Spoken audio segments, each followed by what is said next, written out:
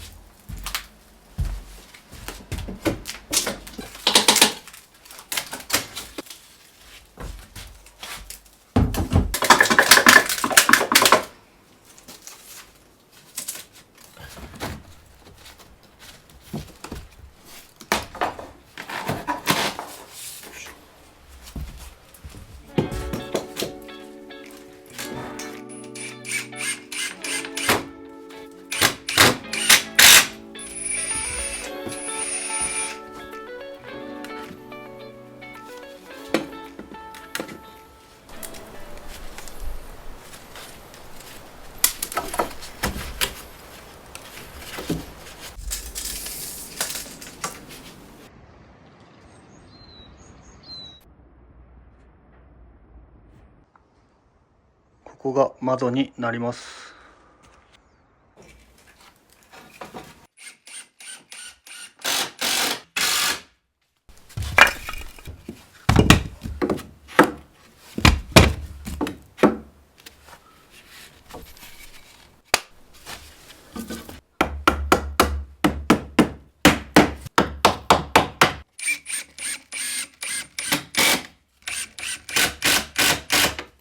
ではここからナレーションも入れながら解説していきます。土壁は好きなのですが、劣化もすごくて隙間もあり、断熱性能もあまりなさそうなので、角材で枠組みを作り、壁にも断熱材を入れていくことにしました。もともとこの部屋は板張りになっていたので下地材もついていました。古民家は形がいびつだったりするのですが、ついていた下地材も厚みなどを調整してくれてるので、それを再利用してその上に角材で枠組みを作っていきます。古民家 DIY のミッションは少しでも強度を上げたいなので、古民家の柱にも届くように長めのビスでも何点か固定していきます。イメージで言うと古民家の中に新しく家を作る感じです。断熱材は天井と同じスタイロフォームです。天井の時にも解説しましたが、グラスウール系は安いのですが水に弱いので、比較的水に強いスタイロフォームにしました。発泡スチロール系なのでぴったり入れることで強度も少しでも上がるんじゃないかなと、天井と同じ理由で壁にも断熱をやっていきます。土壁のままという案もありましたが、ここは寝室にもなるので快適空間になるように頑張ってやっていきます。古民家らしさを残す場所としっかり断熱や隙間をなくす場所と両方作っていきたいと思います。元々の土壁と今貼ってる断熱材とその間に空気層もあるので断熱性能も上がります。最終的には家の外側から漆喰を塗り直して土壁自体も綺麗にやっていくつもりです。では隙間もなるべく作らないように壁やっていきます。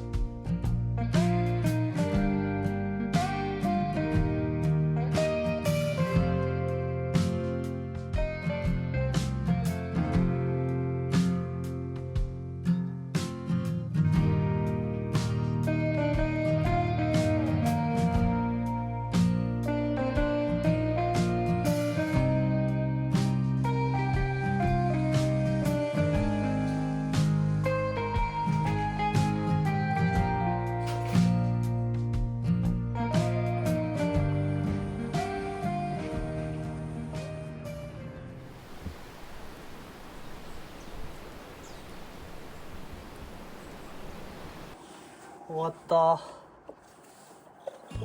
明治の古民家と並行して昭和のバイクも DIY しています。バイク DIY も楽しすぎて納車してから色々触ってるのですが、タイヤの回転がおかしかったので、この部分を分解して触ってみることにしました。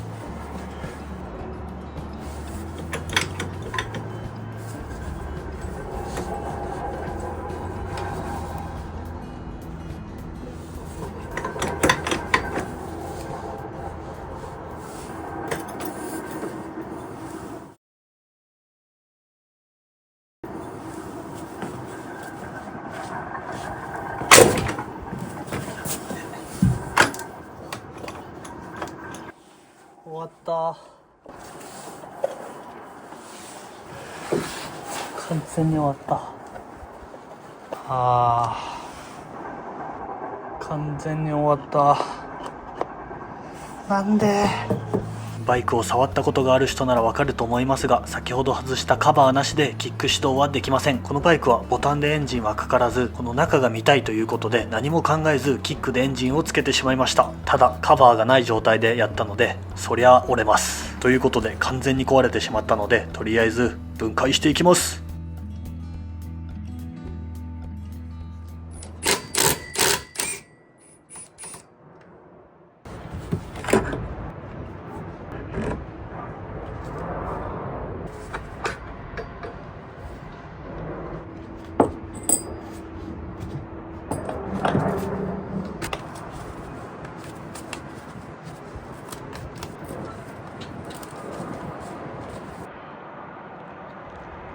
このね、中の部品が割れただけなので、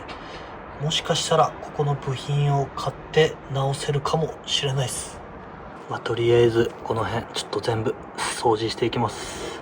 調べてみるとネットで説明書などもありました。バイクは全部品に番号が振り分けられているので、どんな小さいものでも現在売られているものなら交換できるそうです。ただこのバイクは1980年代なので、なかなか部品を見つけるのも大変ですが、ヤフオクなどいろいろな部品が今でも売られていて、説明書も絵付きで分かりやすくて、よりバイク沼にはまってきました。割れた部品がネットで見つかったので、これを組み立てていきます。